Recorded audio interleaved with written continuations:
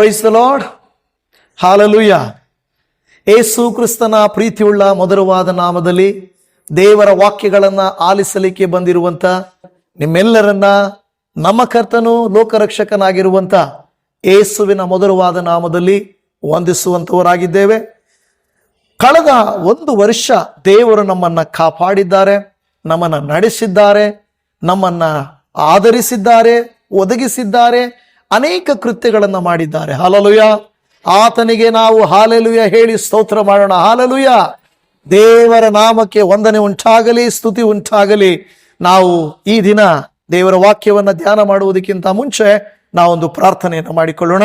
ಪರಮ ತಂದೆಯೇ, ನಿನ್ನ ಪಾದಕ್ಕೆ ಬಂದಿರುವಂತ ನಮ್ಮ ಹೃದಯಗಳನ್ನ ತೆರೆ, ನಮ್ಮೊಟ್ಟಿಗೆ ಮಾತನಾಡುವುದು ಮಾತ್ರ ಅಲ್ಲ, ಆ ಮಾತುಗಳಂತೆ ನಾವು ನಡೆದುಕೊಂಡು ಬಲವಾದ ಕಾರ್ಯಗಳು ನಮ್ಮ ಜೀವಿತದಲ್ಲಿ ನಡೆಯುವಂತೆ 2026ನೇ ವರ್ಷವನ್ನ ಎದುರು ನೋಡುತ್ತಾ ಇದ್ದೇವೆ. 2026ನೇ ವರ್ಷದಲ್ಲಿ ಅತಿಶಯವಾದ ಅದ್ಭುತವಾದಂತ ಕಾರ್ಯಗಳನ್ನು ನೀನು ಮಾಡಲಿಕ್ಕೆ ಶಕ್ತನಾಗಿದ್ದಿ.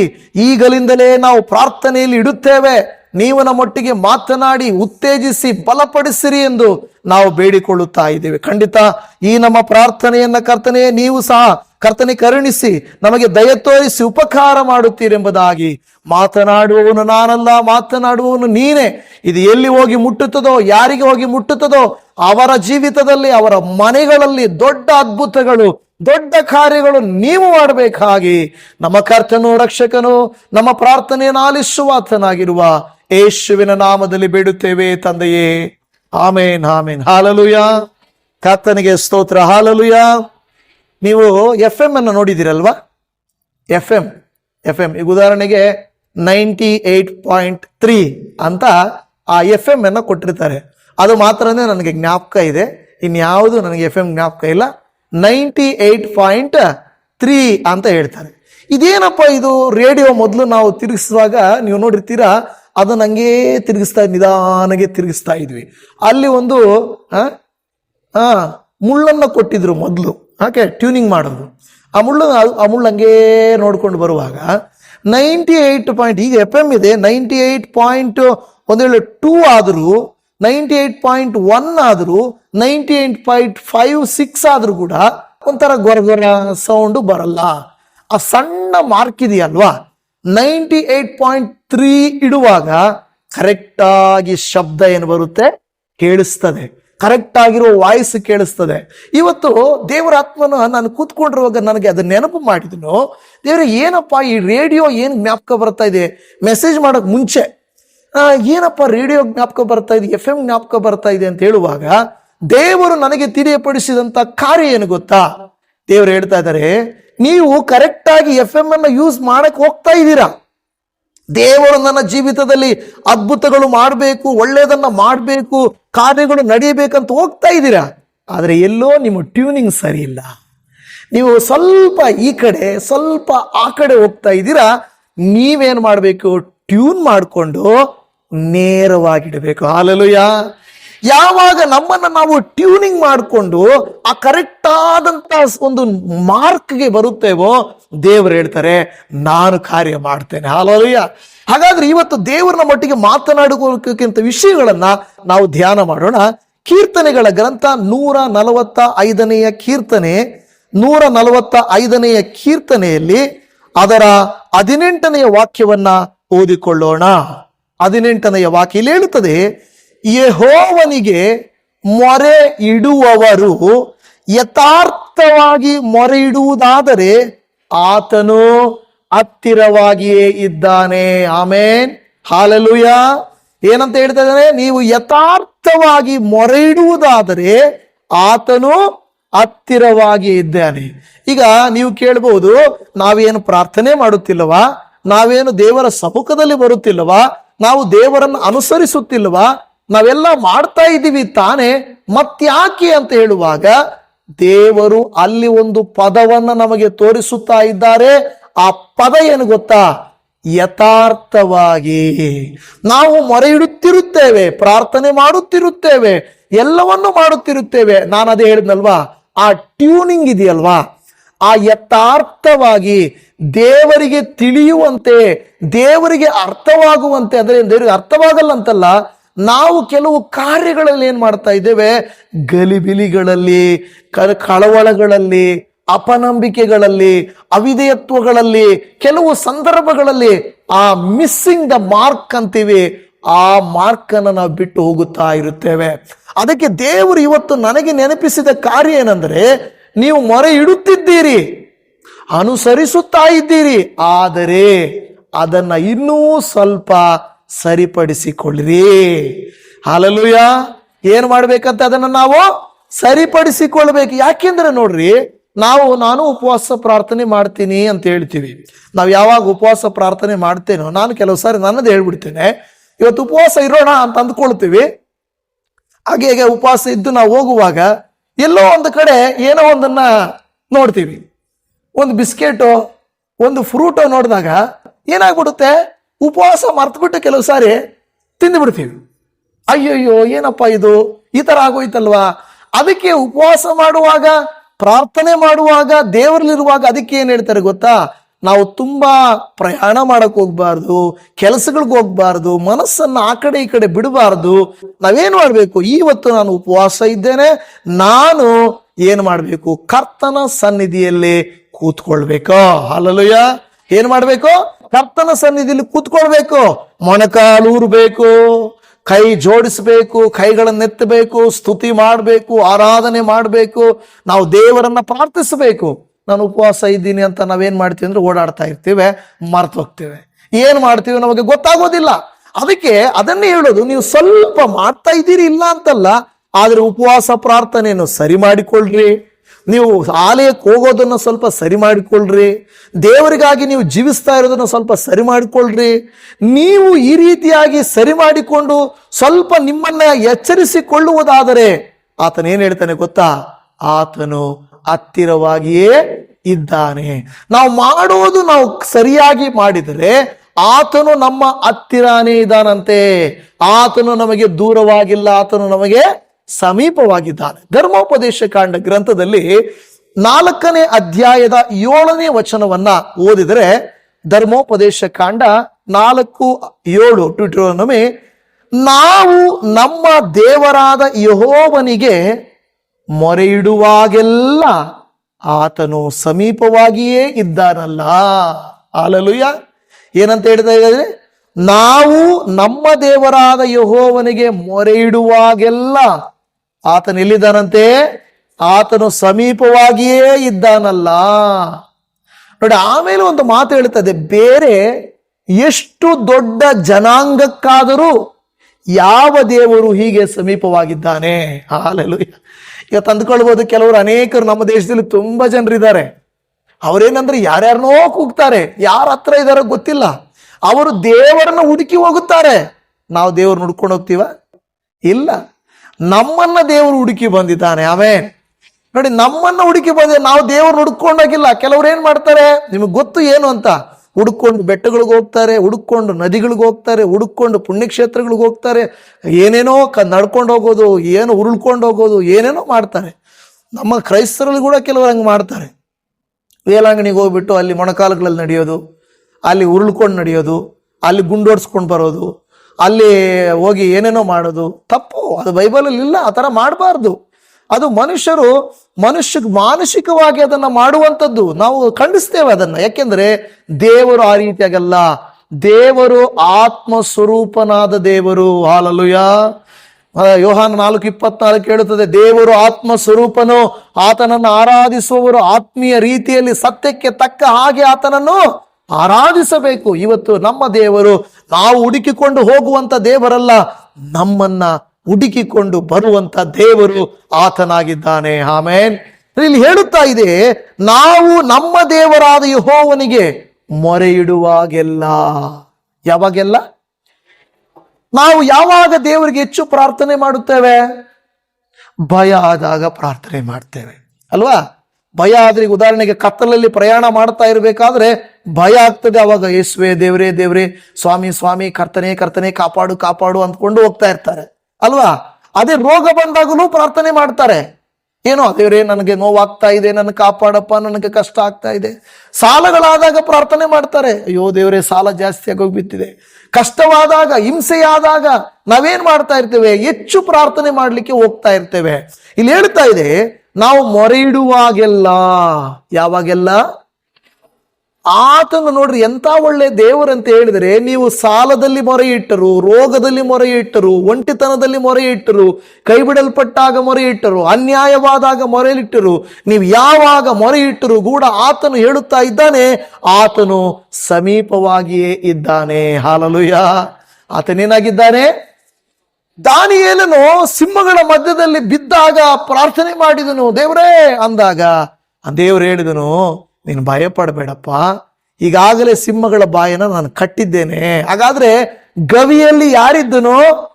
ನೀನು ಗವಿಯಲ್ಲಿ, ದಾನಿಯೇಲನು ಗವಿಯಲ್ಲಿ ಬೀಳುವುದಕ್ಕಿಂತ ಮುಂಚೆ ದೇವರು ದೇವದೂತನನ್ನಲ್ಲಿ ಕಳುಹಿಸಿದ್ದಾರೆ. ಆಮೇನ್. ಯಾಕೆಂದ್ರೆ ನೋಡಿ, ದೇವರು ಅದು ಕಾರ್ಯ, ದೇವರಿಗೆ ಗೊತ್ತು ದೇವ್ರ ಟೈಮಿಂಗ್ ಏನಂತ. ಅವನಲ್ಲಿ ಬೀಳುವಕ್ಕಿಂತ ಮುಂಚೆ ದೇವರಲ್ಲಿದ್ದಾನೆ. ಹಾಲೆಲೂಯಾ. ಶದ್ರಕ್, ಮೇಷಕ್, ಅಬೇದ್ನೆಗೋರು ಬೆಂಕಿಯಲ್ಲಿ ಬೀಳುವುದಕ್ಕಿಂತ ಮುಂಚೆನೆ ದೇವರಲ್ಲಿದ್ದಾನೆ. ಹಾಲೆಲೂಯಾ. ಹಾಗೇನೆ ನಮ್ಮ ಜೀವಿತಗಳಲ್ಲಿಯೂ ಕೂಡ, ಅಯ್ಯೋ ಅಲ್ಲಿ ಭಯ ಇದೆ, ನಾಳೆಯ ದಿನದಲ್ಲಿ ಕಷ್ಟ ಇದೆ, ನಾನು ಶತ್ರುಗಳನ್ನು ಎದುರಿಸ್ಲಿಕ್ಕೆ ಹೋಗ್ತಾ ಇದ್ದೇನೆ, ಸಮಸ್ಯೆಗಳನ್ನು ಎದುರಿಸ್ಲಿಕ್ಕೆ ಹೋಗ್ತಾ ಇದ್ದೇನೆ, ನಾನು ಒಂಟಿಯಾಗಿದ್ದೇನೆ, ದೇವರು ನನಗೆ ಸಹಾಯ ಮಾಡ್ತಾರಾ, ದೇವರು ನನ್ನ ಜೊತೆಯಲ್ಲಿ ಇರ್ತಾರಾ ಅಂತ ನೀವು ಅಂದುಕೊಳ್ಳಬೇಡ್ರಿ. ಯಾಕೆಂದರೆ ನೀವು ಮೊರೆ ಇಡುವಾಗೆಲ್ಲ ನಿಮ್ಮ ಸಮೀಪದಲ್ಲಿ ದೇವರು ಇರುತ್ತಾನೆ. ಆಮೇನ್. ನಿಮ್ಮ ಮೊರೆ ಇಡುವಾಗೆಲ್ಲ ಆತ ನಿಮ್ಮ ಸಮೀಪವಾಗಿ ಇದ್ದಾರಲ್ಲ. ಅಲ್ಲಿ ಹೇಳುವ ಮಾತು ನನಗೆ ತುಂಬಾ ಇಷ್ಟ ಆಗಿದ್ದು, ಬೇರೆ ಎಷ್ಟು ದೊಡ್ಡ ಜನಾಂಗಕ್ಕಾದರೂ, ಬೇರೆ ಎಷ್ಟು ದೊಡ್ಡ ಜನಾಂಗಕ್ಕಾದರೂ ಈ ರೀತಿ ಅವ್ರ ದೇವರ ಹತ್ರ ಇರ್ತಾನ ಅಂತ ದೇವ್ರ ವಾಕ್ಯ ಕೇಳ್ತಾರೆ.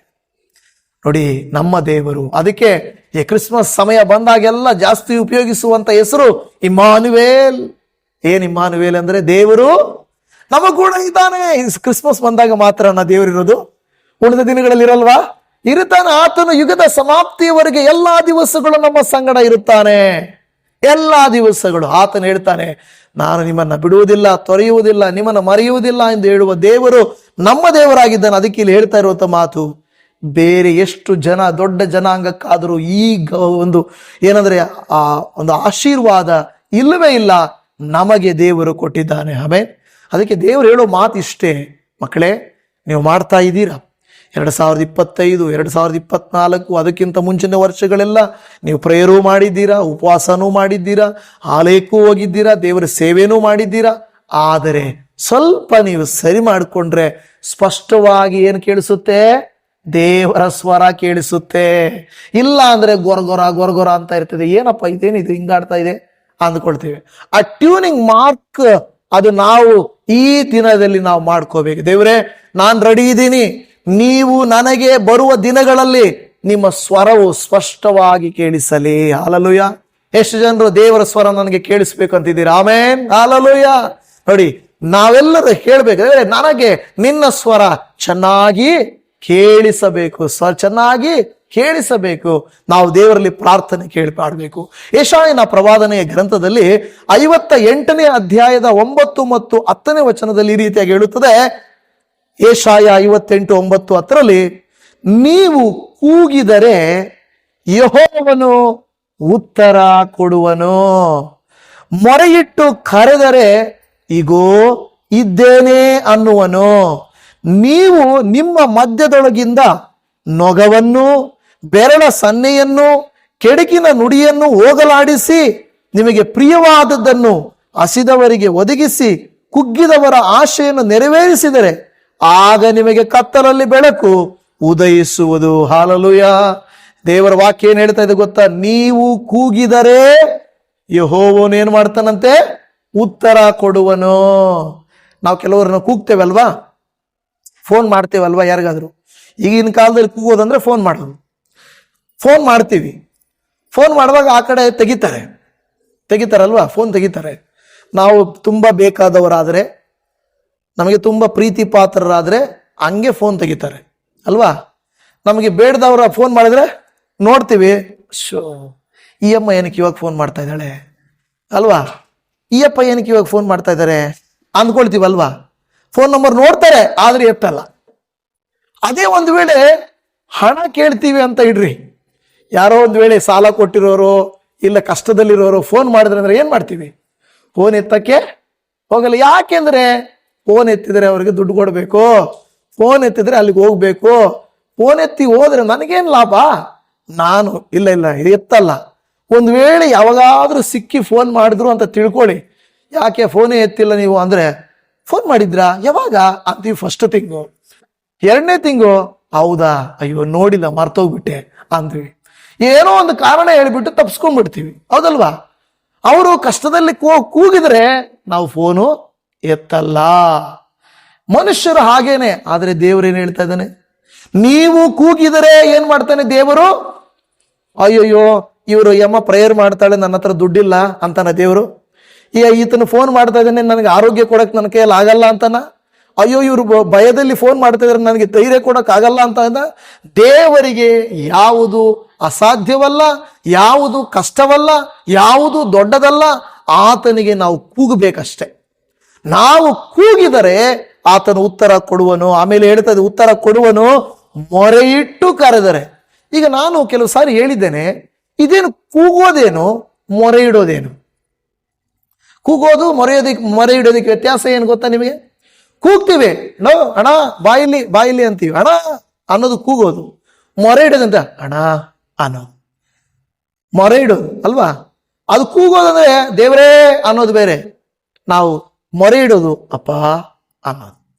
ನೋಡಿ ವ್ಯತ್ಯಾಸ ಇದೆ.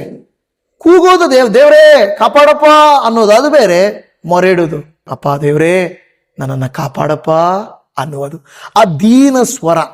ನೀವು ಮೊರೆಯಿಟ್ಟು ಕರೆದರೆ ದೇವರೇನು ಹೇಳ್ತಾನೆ? ಈಗೋ ಇದ್ದೇನೆ ಅಂತ. ಮನುಷ್ಯರು ಕೆಲವು ಸಾರಿ ನಮಗೆ ಸ್ಪಂದಿಸದೆ ಹೋಗ್ಬೋದು, ಆದರೆ ದೇವರು ಹೇಳ್ತಾ ಇದ್ದಾನೆ, ನಾನು ಉತ್ತರ ಕೊಡುವೆನು, ನಾನು ಈಗೋ ಇದ್ದೇನೆ ಅನ್ನುವೆನು ಅಂತ ಹೇಳ್ತಾ ಇದ್ದಾನೆ. ಹಲ್ಲೆಲೂಯಾ. ಇವತ್ತು ನನ್ನ ಪ್ರಿಯ ದೇವಜನವೇ, ದೇವರ ವಾಕ್ಯ ಹೇಳುತ್ತದೆ, ಆತನು ನಿಮ್ಮನ್ನು ನನ್ನನ್ನ ನಾವು ಮೊರೆ ಇಡುವಾಗ ಆತ ನಮ್ಮನ್ನ ಉತ್ತರ ಕೊಡುವಂತ ದೇವರೇ ನಿಜ. ಆದರೆ ಕೆಲವು ಸಾರಿ ನಾವೇನ್ ಮಾಡ್ತೀವಿ ಗೊತ್ತಾ? ಆತನ ಮಾತುಗಳನ್ನು ಇಡಿಸ್ಕೊಳ್ಳಲ್ಲ, ಆತನು ಕೊಡುವುದಕ್ಕಾಗಿ ಕಾಯ್ತಾ ಇರ್ತೇವೆ. ಅದು ತಪ್ಪಾದ ಕಾರ್ಯ. ಕ್ರೈಸ್ತರು ದೇವರ ಮಕ್ಕಳಾಗಿರುವಂತ ನಾವು ಮಾಡಬೇಕಾದಂತ ಮುಖ್ಯವಾದಂತ ಕಾರ್ಯ ಏನು ಗೊತ್ತಾ? ನಾವು ದೇವರ ಎಣಿಕೆಯಲ್ಲಿ, ದೇವರ ದೃಷ್ಟಿಯಲ್ಲಿ ನಾವೇನಾಗಬೇಕು? ಇಷ್ಟಪಡುವವರಾಗಿ ಇರಬೇಕು. ಅದಕ್ಕೆ ಮೊದಲ ಯೋಹಾನನ ಪತ್ರಿಕೆ 3ನೇ ಅಧ್ಯಾಯ 22 ಮತ್ತು 23ನೇ ವಚನದಲ್ಲಿ ಈ ರೀತಿಯಾಗಿ ಹೇಳುತ್ತದೆ. ಮೊದಲ ಯೋಹಾನ 3ನೇ ಅಧ್ಯಾಯ 22, ನಾವು ಆತನ ಆಜ್ಞೆಗಳನ್ನ ಕೈಕೊಂಡು ಆತನ ಎಣಿಕೆಯಲ್ಲಿ ಮೆಚ್ಚುಗೆಯಾದ ಕಾರ್ಯಗಳನ್ನ ಮಾಡುವವರಾಗಿರುವುದರಿಂದ ಏನು ಬೇಡಿಕೊಂಡರೂ ಆತನಿಂದ ಹೊಂದುವೆವು. ಹಲ್ಲೆಲೂಯಾ. ಏನಂತ ಹೇಳ್ತದೆ? ಈ ಮಾತು ಇಷ್ಟ ಎಲ್ರಿಗೂ. ಏನಂತ? ನೀವೇನು ಬೇಡ್ಕೊಂಡ್ರು ದೇವ್ರು ಕೊಡ್ತಾರಪ್ಪ ಅಂದ್ರೆ ಎಲ್ರಿಗೂ ತುಂಬಾ ಇಷ್ಟ ತಾನೆ, ಹೌದಾ ಇಲ್ವಾ? ನೀವು ಯೇಸು ಸ್ವಾಮಿ ಹತ್ರ ಬರ್ರಿ, ನೋಡ್ರಿ, ಆಗದೆ ಇರೋ ಕಾರ್ಯ ಒಂದು ಇಲ್ಲ, ಎಲ್ಲ ಆಗ್ತದೆ ಅಂತ ನಾವು ಹೇಳ್ಬೋದು ಅಲ್ವಾ? ಅಲ್ಲಿ ದೇವರು ವಾಕ್ಯ ಹೇಳ್ತಾ ಇದೆ, 1 ಯೋಹಾನ 3:22 ಅದೇ ರೀತಿಯಲ್ಲಿ ಹೇಳ್ತದೆ, ಏನು ಬೇಡಿಕೊಂಡರೂ ಆತನಿಂದ ಹೊಂದುವೆವು. ಆದರೆ ಅದಕ್ಕೆ ಮೇಲೆ ಏನು ವಾಕ್ಯ ಹೇಳಿದೆ? ನೀವೇನು ಮಾಡಬೇಕು? ಆತನ ಆಜ್ಞೆಗಳನ್ನ ಕೈಕೊಂಡು ಆತನ ಎಡಿಕೆಯಲ್ಲಿ ಮೆಚ್ಚುಗೆಯಾದ ಕಾರ್ಯಗಳನ್ನ ಮಾಡುವವರಾದದರಿಂದ. ಹಾಗಾದ್ರೆ ನಮ್ಮ ಪ್ರಾರ್ಥನೆಗಳು ಕೇಳಿಸಲ್ಪಡಬೇಕಾದರೆ, ದೇವರು ನಮಗೆ ಉತ್ತರ ಕೊಡಬೇಕಾದ್ರೆ ನಾವೇನ್ ಮಾಡಬೇಕಂತೆ? ಆತನ ಆಜ್ಞೆಗಳನ್ನ ಕೈಕೊಳ್ಳಬೇಕು. ಏನ್ ಕೈಕೊಳ್ಳೋದಂದ್ರೆ ನಡ್ಕೋಬೇಕು. ವಾಕ್ಯನ ಕೇಳೋದು ಮಾತ್ರ ಅಲ್ಲ, ನಡ್ಕೊಳ್ಬೇಕು. ನಾವು ನಡೆದುಕೊಳ್ಳುವುದಾದ್ರೆ ಆತನ ಹೇಳ್ತಾನೆ, ನೀವೇನು ಬೇಡಿಕೊಂಡರೂ ಆತನಿಂದ ಹೊಂದುವೆವು. ದೇವರ ಆಜ್ಞೆ ಯಾವುದೆಂದರೆ, ನಾವು ಆತನ ಮಗನಾದ ಯೇಸು ಕ್ರಿಸ್ತನ ಹೆಸರಿನಲ್ಲಿ ನಂಬಿ. ಆಜ್ಞೆ ಯಾವುದಂತೆ? ಆಗ ಯೇಸು ಕ್ರಿಸ್ತನಲ್ಲಿ ಏನ್ ಮಾಡಬೇಕು? ಯೇಸು ಕ್ರಿಸ್ತನ ಹೆಸರನ್ನ ನಂಬಬೇಕು. ಅದು ಒಂದು ಆಜ್ಞೆ ಅಂತೆ ನೋಡಿ. ನಾವು ದಶಾಜ್ಞೆಗಳನ್ನ ಕೇಳಿಸ್ಕೊಂಡಿದೀವಿ ಅಲ್ವಾ, ಬೇರೆ ಆಜ್ಞೆಗಳನ್ನ ಕೇಳಿಸ್ಕೊಂಡಿದೀವಿ. ಆದ್ರೆ ಇಲ್ಲಿ ಹೇಳುತ್ತಿರುವಂತ ಆಜ್ಞೆ ಏನಂದ್ರೆ, ಯೇಸು ಕ್ರಿಸ್ತನ ಹೆಸರನ್ನು ನಂಬಬೇಕು. ಮೊದಲನೇದು ನಾವು ಆ ಕಾರ್ಯ ಮಾಡ್ಬೇಕು. ಯಾಕೆಂದ್ರೆ ಯೇಸು ಸ್ವಾಮಿ ಹೇಳ್ತಾರೆ, ನನ್ನ ಹೆಸರಿನಲ್ಲಿ ನೀವು ಏನು ಬೇಡಿಕೊಂಡ್ರು, ಯೋಹಾನ 14:14 ಹೇಳ್ತದೆ, ನನ್ನ ಹೆಸರಿನಲ್ಲಿ ನೀವು ಏನು ಬೇಡಿಕೊಂಡ್ರು ನಾನು ನಿಮಗೆ ಅದನ್ನು ಕೊಡುವೆನು. ಹಾಲೆಲೂಯ. ಹಾಗಾದ್ರೆ ನೋಡಿ, ಇಲ್ಲಿ ವಾಕ್ಯ ಹೇಳುತ್ತಾ ಇದೆ, ಆಜ್ಞೆ ಪ್ರಕಾರ ನಾವು ನಡ್ಕೊಳ್ಬೇಕು. ನಾವು ಕೆಲವು ಸಾರಿ ಏನನ್ನು ನಂಬುತ್ತೇವೆ ಗೊತ್ತಾ? ನಾವು ಪಾಸ್ಟರ್ಗಳನ್ನು ನಂಬ್ತೇವೆ. ದೇವರೆಲ್ಲ ಮಾಡೋದು ಈ ಪಾಸ್ಟ್ರೇ ಮಾಡ್ತಾರೆ. ಕೆಲವು ಸಾರಿ ಎಣ್ಣೆನೇ ಮಾಡುತ್ತೆ ಅಂತ ಕೆಲವರು ನಂಬ್ತಾರೆ. ನೋಡಿ, ಎಣ್ಣೆ ನಮ್ಮನ್ನು ಸೌಖ್ಯ ಮಾಡದ. ಮತ್ತು ಕೆಲವರು ಏನಂತ ನಂಬ್ತಾರೆ, ಇದು ಹೈದರಾಬಾದಿಂದ ಕೊಟ್ಟಿರೋ ಎಣ್ಣೆ, ಇದು ಗುತ್ತಿಯಲ್ಲಿ ಕೊಟ್ಟಿರೋ ಎಣ್ಣೆ, ಇದು ಬೆಂಗಳೂರಲ್ಲಿ ಕೊಟ್ಟಿರೋ ಎಣ್ಣೆ, ಅದು ತಗೊಂಬಂದ್ರೇನೆ ವಾಸಿ ಆಗುತ್ತೆ ಅಂತೇಳಿ. ಹಾಗಾದ್ರೆ ದೇವರೆಲ್ಲ ವಾಸಿ ಮಾಡೋದು ಹೈದರಾಬಾದ್ ಎಣ್ಣೆ ವಾಸಿ ಮಾಡ್ತದೆ ಹಾಗಿದೆಯಾ ನಮ್ಮ ಬೈಬಲಲ್ಲಿ? ಇಲ್ಲ. ಅದು ಬರೀ ಸೂಚನೆಗೆ ಎಣ್ಣೆ ಹಚ್ಚೋದಷ್ಟೇ. ಆ ವಾಸಿ ಮಾಡೋದು ಯಾರು? ಹಾಗಾದ್ರೆ ನಾವು ಯಾರನ್ನ ನಂಬಬೇಕು? ಕೆಲವರು ನೀರು ನಂಬ್ತಾರೆ, ಕೆಲವರು ಎಣ್ಣೆನ ನಂಬ್ತಾರೆ, ಕೆಲವು ಪಾಸ್ಟರ್ಗಳನ್ನ ನಂಬ್ತಾರೆ. ಅದು ಯಾವುದು ನಮ್ಮನ್ನು ವಾಸಿ ಮಾಡಲ್ಲ. ನಮ್ಮನ್ನು ವಾಸಿ ಮಾಡುವುದು ಯೇಸುವು ತಾನೇ ನಮ್ಮನ್ನು ವಾಸಿ ಮಾಡ್ತಾರೆ ಹೊರತು ಬೇರೆ ಎಲ್ಲಿಂದಲೂ ನಮಗೆ ವಾಸಿ ಉಂಟಾಗಲ್ಲ. ಅದು ತಿಳಿಯಬೇಕು. ಅದಕ್ಕೆ ಇಲ್ಲಿ ಹೇಳ್ತಾ ಇದೆ, ಯೇಸು ಕ್ರಿಸ್ತನ ಹೆಸರನ್ನ ನಂಬಿ ಆಮೇಲೆ ಕ್ರಿಸ್ತನು ನಮಗೆ ಅಪ್ಪಣೆ ಕೊಟ್ಟ ಪ್ರಕಾರ ಒಬ್ಬರನ್ನೊಬ್ಬರು ಪ್ರೀತಿಸಬೇಕೆಂಬುದೇ. ಹಾಲೆಲೂಯ. ಇಲ್ಲಿ ಹೇಳ್ತಾ ಇರುವಂತ ಮಾತೇನೆಂದರೆ, ನಾವು ಯೇಸು ಕ್ರಿಸ್ತನ ಆಜ್ಞೆಗಳನ್ನ ಕೈಕೊಂಡು ನಡೆಯಬೇಕು. ಆತನು ಬೋಧಿಸಿದ ಬೋಧನೆಗಳನ್ನು ಅನುಸರಿಸಿ ನಡೆಯಬೇಕು. ಆಗಲೇ ನಮಗೆ ದೇವರು ಅದ್ಭುತ ಮಾಡುತ್ತಾನೆ. ಆಮೇನ್. ದೇವರ ವಾಕ್ಯ ನೋಡಿ ಎಷ್ಟು ಕ್ಲಿಯರ್ ಆಗಿ ನಮಗೆ ಹೇಳುತ್ತಾ ಇದೆ. ನಾವು ಕೂಗಿದಾಗ, ಮೊರೆ ಇಟ್ಟಾಗ, ಪ್ರಾರ್ಥನೆ ಮಾಡಿದಾಗ ದೇವರು ಖಂಡಿತ ಸದುತ್ತರ ಕೊಡಲಿಕ್ಕೆ ಸಿದ್ಧ ಇದ್ದಾನೆ. ಆದರೆ ನಾವು ಷರತ್ತುಗಳನ್ನ ಮರೆಯಬಾರದು. ಷರತ್ತುಗಳನ್ನ ಡಾಕ್ಟರ್ ಹೇಳ್ತಾರೆ, ನೋಡಮ್ಮ, ನಾನು ಮಗುಗೆ ಟಾನಿಕ್ ಕೊಡ್ತಾ ಇದ್ದೀನಿ, ಈ ಟಾನಿಕ್ ಅನ್ನ ನೀನು ಎತ್ಕೊಂಡು ಹೋಗ್ಬಿಟ್ಟು 3 ಸರಿ ಹಾಕಮ್ಮ. ಒಂದು ಟೈಮ್ಗೆ ನೀನು 5 ml ಹಾಕು, 2ನೇ ಟೈಮ್ಗೆ 5 ml, 3ನೇ ಟೈಮ್ಗೆ 5 ml ಹಾಕಮ್ಮ ಅಂತ ಹೇಳಿ ಕಳಿಸ್ತಾರೆ. ಆಯಮ್ಮ ಹೇಳ್ತಾರೆ, ಡಾಕ್ಟ್ರೇ, ನೀವು ಹೇಳ್ದಂಗೆ ಅಷ್ಟು ತಾಳ್ಮೆ ನನಗಿಲ್ಲ, 3 ಹೊತ್ತು ಹಾಕುವಷ್ಟು ಟೈಮು ನನಗಿಲ್ಲ, ಒಂದೇ ಬಾಟ್ಲು ಒಂದ್ಸರಿ ಕುಡಿಸ್ತೀನಿ, ಆಮೇಲೆ ಅದೇ ಮಗು ವಾಸಿ ಆಗುತ್ತೆ ಅಂದ್ರೆ ಆಗುತ್ತಾ? ಆಗಲ್ಲ. ಹೌದಲ್ವಾ? ಹಾಗೇನೆ ಷರತ್ತೇನಪ್ಪ ಅಂದ್ರೆ, ಕೊಟ್ಟಿರುವ ಔಷಧಿನ ಟೈಮ್ಗೆ ಹಾಕ್ಬೇಕು. ಷರತ್ತು ಇಲ್ಲ ನನಗಿಷ್ಟ ಬಂದಂಗೆ ನಾನು ಹಾಕ್ತೀನಿ ಅಂದ್ರೆ ಆಗಲ್ಲ. ಅದು ಆಗುತ್ತಾ? ಅದಕ್ಕೆ ಮೆಡಿಕಲ್ ಶಾಪ್ಗಳಲ್ಲಿ ಕೆಲವು ಮೆಡಿಸಿನ್ ಅನ್ನು ಕೊಡಲ್ಲ. ಹೋಗಿ ನಿದ್ದೆ ಮಾತ್ರೆ, ಒಂದು 10 ನಿದ್ದೆ ಮಾತ್ರೆ ಕೊಡಿ ಸರ್ ಅಂದ್ರೆ ಕೊಡ್ತಾರಾ? ಯಾಕೆ ಕೊಡಲ್ಲ? ನೀವು 10 ಹಾಕೊಂಡ್ಬಿಟ್ಟು ನಿದ್ದೆ ಮಾಡಿಬಿಟ್ರೆ, ನಾರ್ಮಲ್ ನಿದ್ದೆ ಮಾಡಿದ್ರೆ ಪರವಾಗಿಲ್ಲ, ಚಿರನಿದ್ದೆ ಮಾಡಿಬಿಟ್ರೆ ಏನು ಮಾಡೋದು?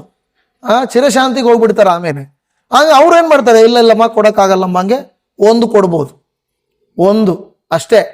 ಅದಕ್ಕೆ ಮೇಲೆ ಏನನ್ನ ಬೇಕಂದ್ರೆ ಡಾಕ್ಟ್ರದು ಪ್ರಿಸ್ಕ್ರಿಪ್ಷನ್ ಬೇಕು. ಅಯ್ಯೋ, ನಾನು ಅದೆಲ್ಲ ಹಂಗೆ ತಗೊಳಕ್ಕಾಗಲ್ಲ, ಷರತ್ತುಗಳೆಲ್ಲ ನಾನು ಪಾಲನೆ ಮಾಡೋಕ್ಕಾಗಲ್ಲ, ನಾನು ಹೆಂಗಂದ್ರೆ ಹಂಗಿರ್ತೀನಿ ಅಂದ್ರೆ ಆಗಲ್ಲ. ನೀವು ವಾಹನ ಡ್ರೈವ್ ಮಾಡಬೇಕಾದ್ರೂ, ನೀವು ಮೆಡಿಸಿನ್ ತಗೊಳ್ಬೇಕಾದ್ರೂ, ಕೆಲಸ ಮಾಡಬೇಕಾದ್ರೂ ಪ್ರತಿಯೊಂದಕ್ಕೂ ಒಂದು ನಿಯಮಗಳಿದಾವೆ. ಅಲ್ಲಲ್ಲಿ ರೋಡ್ಗಳ ಮೇಲೆ ಏನ್ ಹಾಕಿರ್ತಾರೆ, ಬೋರ್ಡ್ಗಳು ಹಾಕಿರ್ತಾರೆ, ನಿಧಾನವಾಗಿ ಚಲಿಸ್ರಿ, ಹಂಪ್ಸ್ ಇದೆ, ತಿರುವೆಲ್ಲ ನಾನು ನೋಡಲ್ಲ, ನಾನು ನೇರವಾಗಿ ಹೋಗ್ತೀನಿ ಅಂತ ಹೇಳಿದ್ರೆ ತಿರುಗಿ ನೀನು ಮುಂದಕ್ಕೆ ಹೋಗೋಕೆ ಜಾಗನೇ ಇರಲ್ಲ ನಿಮಗೆ. ಅಷ್ಟೇ. ಷರತ್ತು ಏನಂದ್ರೆ ತಿರುಗಿದೆ, ಕರೆಕ್ಟಾಗಿ ತಿರುಗಿಸ್ಕೊಳ್ಳಿ ಅಂತೇಳಿ. ದೇವರ ವಾಕ್ಯನ ಅದಕ್ಕೇನೆ ನಿಮಗೆ ಷರತ್ತಿದೆ. ಷರತ್ತುಗಳನ್ನ ನೀವು ಪಾಲಿಸಿದ್ರೇನೆ ಆಶೀರ್ವಾದಗಳು ನಿಮಗೆ ಸಿಗುತ್ತವೆ. ಇಲ್ಲ ಅಂದ್ರೆ ನಮಗೆ ಆಶೀರ್ವಾದಗಳು ಸಿಗೋದಿಲ್ಲ. ಅದಕ್ಕೆ ಇಲ್ಲಿ ಹೇಳ್ತಾ ಇರೋದು, ಕ್ರಿಸ್ತನ ನಮಗೆ ಅಪ್ಪಣೆ ಕೊಟ್ಟ ಪ್ರಕಾರ ನಾವು ಮಾಡಬೇಕು, ಕ್ರಿಸ್ತನ ನಾಮವನ್ನ ನಂಬಬೇಕು. ಅದನ್ನು ನಾವು ನೋಡುತ್ತಾ ಇದ್ದೇವೆ. ನನ್ನ ಪ್ರಿಯ ದೇವಜನವೇ, ಆನಂತರ ನೋಡಿ, ಈ ಕೀರ್ತನೆ 145 ನಾವು ಓದಿದಂತ ವಾಕ್ಯ 18ನೇ ವಾಕ್ಯ, ಯೆಹೋವನಿಗೆ ಮೊರೆ ಇಡುವವರು ಯಥಾರ್ಥವಾಗಿ ಮೊರೆ ಇಡುವುದಾದರೆ ಆತನು ಹತ್ತಿರವಾಗಿ ಇದ್ದಾನೆ. ಅದರ 19ನೇ ವಾಕ್ಯವನ್ನು ನೋಡ್ರಿ, ತನ್ನಲ್ಲಿ ಭಯಭಕ್ತಿ ಉಳ್ಳವರ ಇಷ್ಟವನ್ನ ನೆರವೇರಿಸುತ್ತಾನೆ. ಹಾಲೆಲೂಯ. ಮೊದಲನೇದಾಗಿ ಏನಂತ ಹೇಳಿದ್ರು, ನೀವು ಮೊರೆ ಇಡ್ತಾ ಇದ್ದೀರಾ, ಪ್ರಾರ್ಥನೆ ಮಾಡ್ತಾ ಇದ್ದೀರಾ, ಆದ್ರೆ ನೀವು ಅದನ್ನೇನ್ ಮಾಡ್ತಾ ಇಲ್ಲ, ಯಥಾರ್ಥವಾಗಿ ಮಾಡ್ತಾ ಇಲ್ಲ, ಸರಿಯಾಗಿ ಮಾಡ್ತಾ ಇಲ್ಲ, ಸ್ವಲ್ಪ ಸರಿಪಡಿಸಿಕೊಳ್ಳ್ರಿ ಅಂತ ಹೇಳ್ತಾ ಇದೆ. ಎರಡನೇದಾಗಿ ಹೇಳ್ತಾ ಇದೆ, ನೀವು ಕರ್ತನಲ್ಲಿ ಏನಾಗಿರ್ಬೇಕು, ಭಯಭಕ್ತಿ ಉಳ್ಳವರಾಗಿರಬೇಕು. ಏನಾಗಿರ್ಬೇಕು? ಭಯಭಕ್ತಿ ಉಳ್ಳವರಾದ್ರೆ ಏನ್ ಮಾಡ್ತಾರಂತೆ ದೇವರು? ಇಷ್ಟವನ್ನು ನೆರವೇರಿಸ್ತಾರೆ. ನಮಗೆಲ್ಲ ತುಂಬಾ ಇಷ್ಟಗಳಿದೆಯಲ್ವಾ? ಸ್ವಂತ ಮನೆ ಬೇಕು, ದುಡ್ಡು ಬೇಕು, ಗಾಡಿ ಬೇಕು, ಮಕ್ಕಳಿಗೆ ಮದುವೆ ಆಗಬೇಕು, ಮನೆಯವರಿಗೆ ಆರೋಗ್ಯ ಬರಬೇಕು, ಏನೋ ಒಂದು ಉದಾಹರಣೆ ಇರುತ್ತದೆ ನಿಮ್ಮ ಜೀವಿತಗಳಲ್ಲಿ, ನಿಮ್ಮ ಮಕ್ಕಳ ಜೀವಿತದಲ್ಲಿ, ಕುಟುಂಬ ಜೀವಿತದಲ್ಲಿ. ಇಷ್ಟುಗಳು ತುಂಬ ಇದೆ. ಆದರೆ ನಾನು ಹೇಳುತ್ತೇನೆ, ದೇವರ ವಾಕ್ಯ ಹೇಳುತ್ತದೆ, ನಿಮ್ಮಲ್ಲಿ ಒಬ್ಬರು ಕರ್ತನಿಗೆ ಭಯಭಕ್ತಿ ಉಳ್ಳವರಾಗಿದ್ದರೆ ದೇವರು ನಿಮ್ಮನ್ನು ಆಶೀರ್ವಾದ ಮಾಡುತ್ತಾನೆ. ಹಾಲೆಲೂಯಾ. ನೋಡಿ, ನೀವು ನೋಡ್ತೀರಾ, ಯೋಬನು ಅಷ್ಟೊಂದು ಐಶ್ವರ್ಯವಂತನಾಗುವುದಕ್ಕೆ ಅವರ ಮಕ್ಕಳ ಕಾರಣನ, ಅವ್ರ ಹೆಂಡತಿ ಕಾರಣನ, ಅವ್ರ ಸ್ನೇಹಿತರ ಕಾರಣನ ಅಲ್ಲ. ಬದಲಾಗಿ ದೇವರ ವಾಕ್ಯ ಯೋಬನ ಗ್ರಂಥ 1ನೇ ಅಧ್ಯಾಯದಲ್ಲಿ ನೋಡುತ್ತೇವೆ. ಆ ಯೋಬನ ಗ್ರಂಥದಲ್ಲಿ ಹೇಳುತ್ತಾ ಇದೆ, ಯೋಬನು ಬಹಳ ನೀತಿವಂತನು, ಆ ಕಾಲದಲ್ಲಿ ತಪ್ಪಿಲ್ಲದವನು ಆಗಿರುವುದರಿಂದ ದೇವರು ಅವನನ್ನ ಊಚ್ ದೇಶದಲ್ಲಿಯೇ ಐಶ್ವರ್ಯವಂತನನ್ನಾಗಿ ಮಾಡಿದನು. ಆಮೆನ್. ಹಾಗಾದರೆ ಎಲ್ಲರ ಭಯಭಕ್ತಿಯನ್ನೆಲ್ಲ ನೋಡಿದ್ದು ದೇವರು ಒಬ್ಬನಾದರೂ. ಇವತ್ತು ನಿಮ್ಮ ಕುಟುಂಬದಲ್ಲಿ, ನಿಮ್ಮ ಜೀವಿತದಲ್ಲಿ ಒಂದು ವೇಳೆ ಅನುಗ್ರಹಗಳು ಬರಬೇಕಾದರೆ ದೇವರು ಹೇಳ್ತಿರುವ ಮಾತು, ನಾವು ಕರ್ತನಲ್ಲಿ ಭಯಭಕ್ತಿ ಉಳ್ಳವರಾಗಿರಬೇಕು. ಯೋಬನು ಭಯಭಕ್ತಿ ಉಳ್ಳವನಾಗಿದ್ದನು, ಆಶೀರ್ವದಿಸಲ್ಪಟ್ಟನು. ಲೋಟನ ಬಗ್ಗೆ ನೀವು ನೋಡ್ತೀರಾ, ಲೋಟನ ಹೆಂಡತಿ ಮಕ್ಕಳು ಭಕ್ತಿಯಲ್ಲಿರಲಿಲ್ಲ, ಆದರೆ ಲೋಟನು ಭಯಭಕ್ತಿಯಿಂದಿದ್ದನು. ನೋಹನನ್ನು ನೋಡ್ತೀರಾ, ನೋಹನ ಮಕ್ಕಳ ಭಕ್ತಿಯಿಂದ ಅಂತಾರ, ನೋಹನ ಹೆಂಡತಿಯ ಭಕ್ತಿಯಿಂದ ಅಂತ ಹೇಳ್ತಾರ? ಇಲ್ಲ, ಬದಲಾಗಿ ನೋಹನು ನೀತಿವಂತನಾಗಿದ್ದನು. ಅದರರ್ಥ ಅನೋಕನಾಗಲಿ, ನೋಹನಾಗಲಿ, ಅಬ್ರಹಾಮನಾಗಲಿ, ಲೋಟನಾಗಲಿ, ಒಂದು ವೇಳೆ ಯೋಬನಾಗಲಿ, ಒಬ್ಬ ವ್ಯಕ್ತಿಯ ಭಯಭಕ್ತಿಯ ಜೀವಿತ ಬೇರೆಯವರಿಗೆಲ್ಲ ಆಶೀರ್ವಾದ. ಹಲ್ಲೆಲೂಯಾ. ಅಬ್ರಹಾಮನನ್ನ ದೇವರು ಆರಿಸಿಕೊಂಡನು, ಒಬ್ಬನನ್ನ. ಅವನಿಗೆ ಹೇಳ್ತಾನೆ, ನಿನ್ನ ಮೂಲಕವಾಗಿ ನಾನು ನಿನ್ನ ಜನಾಂಗವನ್ನ ಆಶೀರ್ವದಿಸುತ್ತೇನೆ. ಆಮೆನ್. ನೋಡಿ, ಅದಕ್ಕೆ ಮುಂದೆ ಬರುವಾಗ ಹೇಳ್ತಾನೆ, ಇಸ್ರಾಯೇಲರಿಗೆ ಹೇಳ್ತಾನೆ, ನಿಮ್ಮನ್ನ ಯಾವಾಗ ಬೇಕಾದರೂ ನಿರ್ನಾಮ ಮಾಡಬಹುದಾಗಿತ್ತು, ನಾನು ನಿಮ್ಮನ್ನ ಸರ್ವನಾಶ ಮಾಡಬಹುದಾಗಿತ್ತು, ಆದರೆ ನನ್ನ ಭಕ್ತನಾದ ಅಬ್ರಹಾಮನಿಗೆ ಕೊಟ್ಟ ಮಾತನ್ನು ನಾನು ನೆನಪು ಮಾಡ್ಕೊಳ್ತಾ ಇದ್ದೇನೆ, ಆತನಿಗೆ ಮಾತು ಕೊಟ್ಟಿರೋದನ್ನು ನಿಮ್ಮನ್ನು ಉಳಿಸ್ತಾ ಇದ್ದೀನಿ ಅಂತ ಹೇಳ್ತಾನೆ. ಹಾಲೆಲೂಯಾ. ನೋಡಿದ್ರ, ದೇವರು ಹೇಳೋ ಮಾತು, ಅವನ ನಿಮಿತ್ತವಾಗಿ ನಿಮ್ಮನ್ನು ಬಿಡ್ತಾ ಇದ್ದೀನಿ. ನೋಡಿ, ಕೆಲವು ಸಾರಿ ನಮ್ಮ ಮಕ್ಕಳಿಗಾಗಲಿ, ನಮ್ಮ ಮನೆಗಾಗಲಿ, ನಮ್ಮ ನಿಮಿತ್ತವಾಗಿಯೇ ದೇವರೇನು ಮಾಡ್ತಾ ಇದ್ದಾನಂದ್ರೆ ಇನ್ನೂ ಕಾಯ್ತಾ ಇರ್ತಾರೆ. ನೋಡಿ, ಈ ಭೂಮಿಯನ್ನು ನಾಶ ಮಾಡೋದು ಎಷ್ಟೊತ್ತು ದೇವರಿಗೆ. ನೋಹನ ಕಾಲದಲ್ಲಿಯೂ ಕೂಡ ಎಲ್ಲರನ್ನೂ ನಾನು ನಾಶ ಮಾಡಿಬಿಡ್ತೀನಿ ಅಂತ ದೇವರು ತೀರ್ಮಾನ ಮಾಡಿಕೊಂಡ್ರು. ಆಮೇಲೆ ಏನು ಹೇಳ್ತಾರೆ, ನೋಹನ ನೀತಿವಂತಿಕೆ ನಿಮಿತ್ತವಾಗಿ ಮಾನವ ಜನಾಂಗವನ್ನು ಉಳಿಸ್ದ. ಹೌದಾ ಇಲ್ವಾ? ಒಬ್ಬ ಮನುಷ್ಯನ ನೀತಿವಂತಿಕೆಯಿಂದಲೇ ದೇವರೇನು ಮಾಡಿದ್ರ, ಮನುಷ್ಯ ಕುಲವನ್ನ ಮತ್ತೆ ಆತನು ಉಳಿಸಿದ. ಇವತ್ತು ನನ್ನ ಪ್ರಿಯ ದೇವ ಜನವೇ, ಇವತ್ತು ಅಷ್ಟೇ ದೇವರು ಯಾಕೆ ಶಿಕ್ಷೆಗಳು ಕೊಡ್ತಾ ಇಲ್ಲ, ನಿರ್ನಾಮಗಳು ಮಾಡ್ತಾ ಇಲ್ಲ ಅಂದ್ರೆ, ದೇವರಲ್ಲಿ ಭಯಭಕ್ತಿ ಉಳ್ಳವರು ಇದ್ದಾರೆ, ಪ್ರಯತ್ನಗಳನ್ನು ಮಾಡೋರು ಇದ್ದಾರೆ. ಅದರಿಂದಲೇ ದೇವರು ಇನ್ನೂ ಸಹಿಸಿಕೊಂಡು ಆತನು ಮುಂದಕ್ಕೆ ನಮ್ಮನ್ನು ನಡೆಸುತ್ತಾ ಇರುವುದನ್ನು ನಾವು ನೋಡುತ್ತಾ ಇದ್ದೇವೆ. ಅದಕ್ಕೆ ಈ ವಾಕ್ಯ ಹೇಳ್ತಾ ಇದೆ, ಕರ್ತ ತನ್ನಲ್ಲಿ ಭಯಭಕ್ತಿ ಉಳ್ಳವರ ಇಷ್ಟವನ್ನ ಏನು ಮಾಡ್ತಾನಂತೆ, ನೆರವೇರಿಸುತ್ತಾನೆ. ಅದು ದೇವರು ವಾಕ್ಯ ಹೇಳಿದರು, ಇಷ್ಟವನ್ನ ನೆರವೇರಿಸುತ್ತಾನೆ. ಆಮೇಲೆ ಹೇಳುತ್ತದೆ, ಅವರ ಕೂಗನ್ನು ಕೇಳಿ ರಕ್ಷಿಸುತ್ತಾನೆ. ಅವರ ಕೂಗನ್ನು ಕೇಳಿ ದೇವರೇನ್ ಮಾಡ್ತಾರಂತೆ, ರಕ್ಷಿಸ್ತಾರಂತೆ. ಖಂಡಿತ ದೇವರು ಏನ್ ಮಾಡೋದಿಲ್ಲ, ಈಗ ಓಕೆ ಇವ್ರು ತಪ್ಪು ಮಾಡಿದ್ದಾರೆ, ಇವರು ಅನ್ಯಾಯ ಮಾಡಿದ್ದಾರೆ, ಇವ್ರು ಹಾಳಾಗಿ ಹೋಗಲಿ ಅಂತಲ್ಲ, ಅವರನ್ನ ರಕ್ಷಿಸುತ್ತಾರೆ.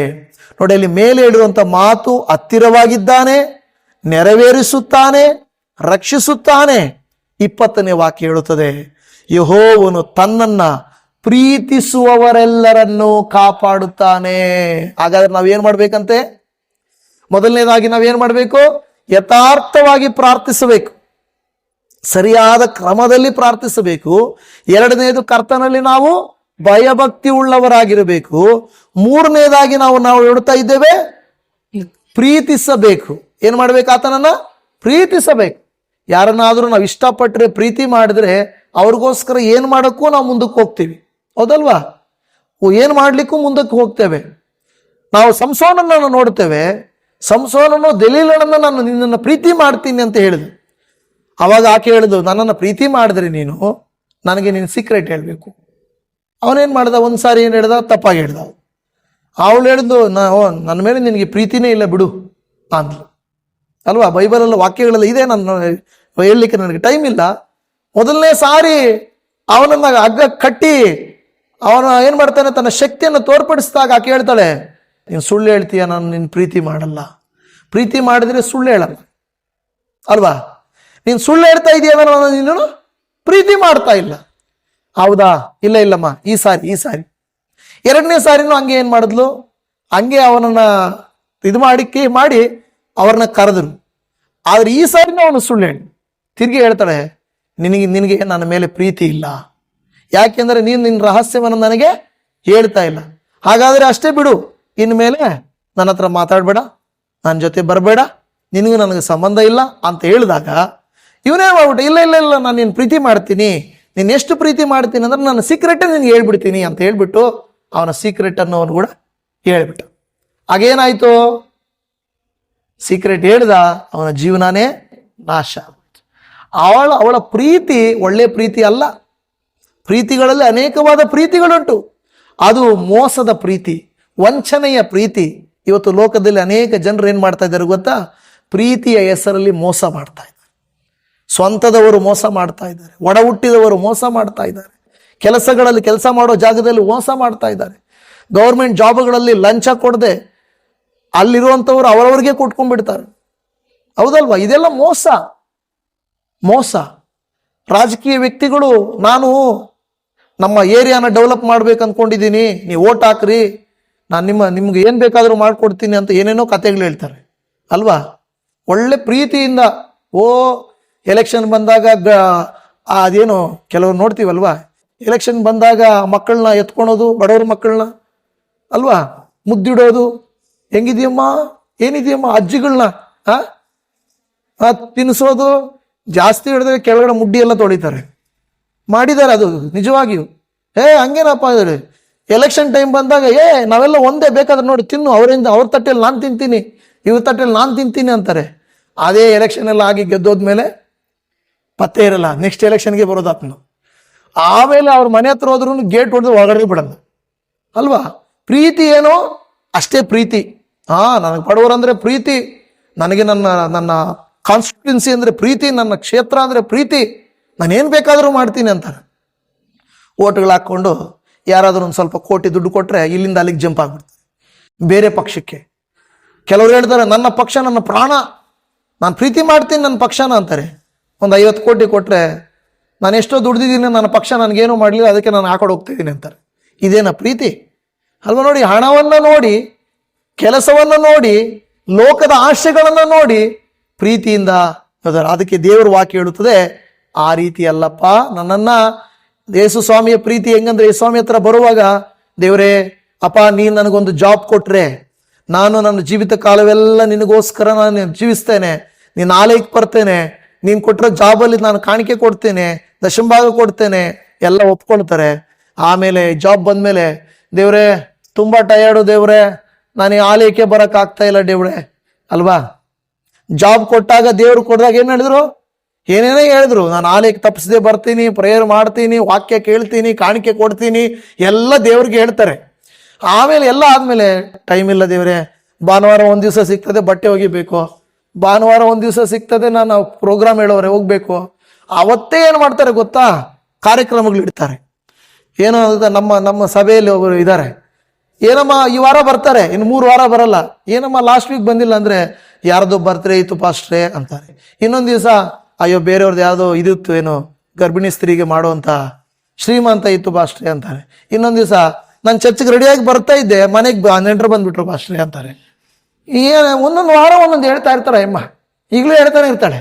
ಏನಮ್ಮ ಹಿಂಗಂದ್ರೆ, ಏನು ಮಾಡೋದು ಪಾಸ್ಟ್ರೇ, ಭಾನುವಾರ ಒಂದು ದಿವಸನೇ ಸಿಗೋದು. ಇರೋದೇ ದೇವರನ್ನ ಆರಾಧಿಸುವುದಕ್ಕಾಗಿರೋದು, ದೇವರನ್ನ ಪ್ರೀತಿಸೋದಕ್ಕೆ, ದೇವರ ಸನ್ನಿಧಾನದಲ್ಲಿರೋಕ್ಕೆ ಒಂದೇ ದಿನ ಇರೋದು ಕೊಟ್ಟಲ್ಪಟ್ಟಿರೋದು. ಅದನ್ನೂ ನಾವು ಮಾಡದೆ ಹೋದರೆ ಇನ್ನು ಹೇಗೆ ಪ್ರೇರೆ? ನಾವು ಹೇಳ್ತೀವಿ, ನಾನು ದೇವರನ್ನ ಪ್ರೀತಿ ಮಾಡ್ತೀನಿ, ಬಾಯಲ್ಲಿ ಮಾತ್ರ ನಾವು ಪ್ರೀತಿ ಮಾಡ್ತೇವೆ, ಆದರೆ ಕ್ರಿಯೆಗಳಲ್ಲಿ ನಾವು ದೇವರನ್ನ ಪ್ರೀತಿ ಮಾಡಬೇಕು. ಕಷ್ಟನೇ. ಯಾಕೆಂದ್ರೆ ಸೈತಾನನು ತುಂಬಾ ತಡೆಗಳನ್ನು ಹಾಕ್ತಾನೆ. ದೇವರ ಆಲಯಕ್ಕೆ ಹೋಗದ ಹಾಗೆ, ವಾಕ್ಯವನ್ನು ಕೇಳದ ಹಾಗೆ, ಪ್ರಾರ್ಥನೆಯನ್ನು ಮಾಡದ ಹಾಗೆ, ದೇವರಲ್ಲಿ ಬೆಳೆಯದ ಹಾಗೆ ತಡೆಗಳನ್ನು ಹಾಕ್ತಾ ಇರ್ತಾನೆ. ಆ ತಡೆಗಳನ್ನು ನಾವು ದಾಟಿ ಏನು ಮಾಡಬೇಕು? ಮುಂದಕ್ಕೆ ಹೋಗುವವರು ಆಗಿರಬೇಕು. ಇವತ್ತು ದೇವರು ನಮಗೆ ಹೇಳ್ತಾ ಇದ್ದಾನೆ, ಸ್ವಲ್ಪ ನಿಮ್ಮ ಜೀವನ ಶೈಲಿಯನ್ನ ಬದಲಾಯಿಸಿಕೊಳ್ಳ್ರಿ. ಹೊಸ ವರ್ಷಕ್ಕೆ ಹೋಗುವಾಗ ಹೊಸ ತೀರ್ಮಾನಗಳನ್ನು ತಗೊಳ್ತೀರಲ್ವಾ? ಹಾಗಾದರೆ ಹೊಸ ವರ್ಷಕ್ಕೆ ಬಂದಾಗ ಈ ತೀರ್ಮಾನಗಳನ್ನು ತೆಗೆದುಕೊಳ್ಳ್ರಿ. ದೇವರೇ, ನನ್ನ ಪ್ರಾರ್ಥನಾ ಜೀವಿತವನ್ನು ನಾನು ಸರಿ ಮಾಡಿಕೊಳ್ತೇನೆ. ಇನ್ನು ಮುಂದೆ ನಾನು ಭಯಭಕ್ತಿಯಿಂದ ಇರುತ್ತೇನೆ. ಯಾಕೆಂದರೆ ಭಯಭಕ್ತಿ ಉಳ್ಳವರ ಜೀವಿತದ ಮೇಲೆ ದೇವರು ದೊಡ್ಡ ಕಾರ್ಯಗಳನ್ನು ಮಾಡಿದ್ದಾನೆ. ನಾನು ಕೂಡ ಭಯಭಕ್ತಿಯಿಂದ ಇರುತ್ತೇನೆ ಎಂದು ತೀರ್ಮಾನ ಮಾಡ್ರಿ. ಮೂರನೇದು, ನಾನು ನಿನ್ನನ್ನ ಪ್ರೀತಿಸುತ್ತೇನೆ. ನಾನು ನಿನ್ನನ್ನ ಪ್ರೀತಿಸ್ತೇನೆ. ದೇವರಿಗೆ ಹೇಳಬೇಕು, ನಾನು ನಿನ್ನನ್ನು ಪ್ರೀತಿಸ್ತೇನಪ್ಪ. ದೇವರು ಪ್ರೀತಿಸುವಾಗ ನಮಗೇನ್ ಮಾಡ್ತಾನಂತೆ? ಆತನು ಕಾಪಾಡ್ತಾನೆ. ಏನ್ ಮಾಡ್ತಾನೆ? ಕಾಪಾಡ್ತಾನೆ. ನಿಮ್ಮನ್ನು ನನ್ನನ್ನ ಅನೇಕ ಆಪತ್ತುಗಳಿಂದ, ಅನೇಕ ತೊಂದರೆಗಳಿಂದ ಕಾಪಾಡಬೇಕಾದ್ರೆ ನೀವು ನೋಡ್ತಾ ಇರ್ತೀರ, ದಾರಿಗಳಲ್ಲಿ ಹೋಗುವಾಗ ಆಕ್ಸಿಡೆಂಟ್ಗಳು ಅಲ್ವಾ, ಅನೇಕ ಕಡೆಗಳಲ್ಲಿ ಅನೇಕ ರೋಗಗಳು, ಹೇಳ್ಕೊಳ್ಳೋಕ್ಕಾಗಲ್ಲ, ಭಯಂಕರವಾದಂಥ ಕಾಯಿಲೆಗಳು. ಕಾಯಿಲೆ ಇಲ್ಲ ಅನ್ನುವಂಥ ಮನುಷ್ಯರಿಲ್ಲ ಅನ್ನುವಂಥ ಪರಿಸ್ಥಿತಿ ಇದೆ. ನಮ್ಮನ್ನು ಯಾರು ಕಾಪಾಡ್ತಾರೆ? ನಮ್ಮನ್ನು ಯಾರು ನಡೆಸ್ತಾರೆ? ಇಲ್ಲಿ ಹೇಳಿದ ಹಾಗೆ ಯಾರು ನಮ್ಮನ್ನು ರಕ್ಷಿಸ್ತಾರೆ? ಯಾರು ನಮ್ಮ ಇಷ್ಟಾರ್ಥವನ್ನು ನೆರವೇರಿಸ್ತಾರೆ? ಯಾರು ನಮ್ಮನ್ನು ಕಾಪಾಡ್ತಾರೆ? ದೇವರು ತಾನೇ ನಮ್ಮನ್ನು ಕಾಪಾಡಬೇಕು. ದೇವರು ತಾನೇ ನಮ್ಮ ಇಷ್ಟಾರ್ಥಗಳನ್ನ ನೆರವೇರಿಸಬೇಕು. ಹಾಗಾದ್ರೆ ನಾವೇನು ಮಾಡಬೇಕು? ಈ 3 ಕಾರ್ಯಗಳ ಮೊದಲನೇದು ಏನು ಹೇಳಿದೆ? ನಮ್ಮ ಪ್ರಾರ್ಥನಾ ಜೀವಿತವನ್ನ ಸರಿಪಡಿಸಿಕೊಳ್ಬೇಕು. ಎರಡನೇದು, ಭಯಭಕ್ತಿಯಿಂದ ನಾವು ಇರಬೇಕು. ಮೂರನೇದೇನು?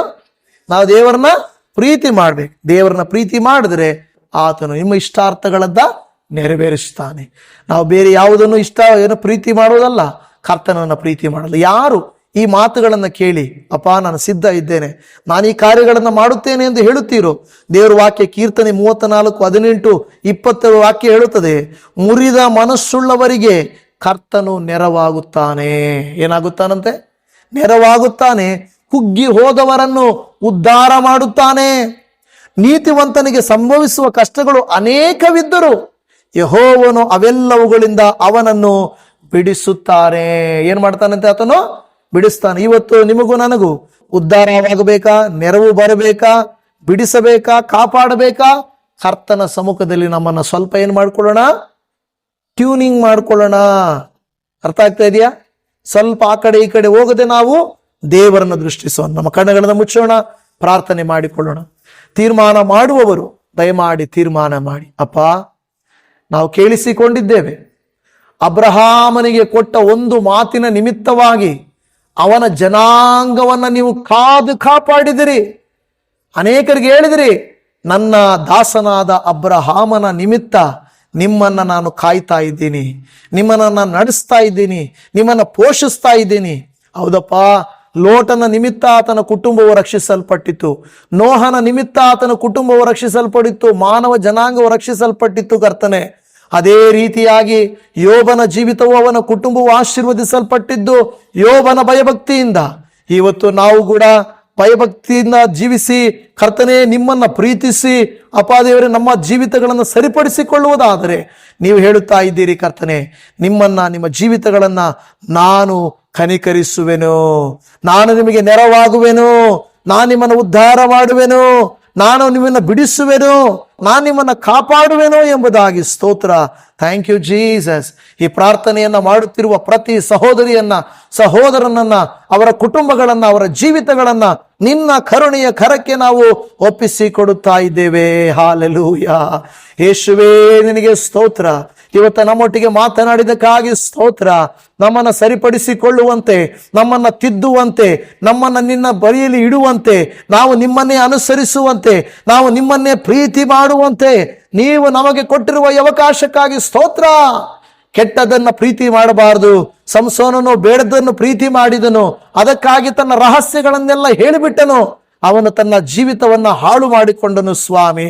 ಹಾಗೆ ನಾವು ಕೆಟ್ಟದ್ದನ್ನ ಪ್ರೀತಿ ಮಾಡಬಾರದು, ಲೋಕವನ್ನ ಪ್ರೀತಿ ಮಾಡಬಾರದು, ಮನುಷ್ಯರನ್ನ, ದೇವರ ಅಲ್ಪರನ್ನ, ಅಯೋಗ್ಯರನ್ನ ಪ್ರೀತಿ ಮಾಡಬಾರದು. ದೇವರೇ, ನಿನ್ನನ್ನು ಪ್ರೀತಿ ಮಾಡಿ ಅಪ್ಪ, ನಿನ್ನ ಚಿತ್ತದ ಮೇರೆಗೆ ನಾವು ನಿನ್ನ ಆಜ್ಞೆಗಳನ್ನ ಕೈಕೊಂಡು ನಡೆಯುವಂತೆ ನಮ್ಮನ್ನು ಅನುಗ್ರಹಿಸು ಎಂದು ಬೇಡುತ್ತಾ ಇದ್ದೇವೆ.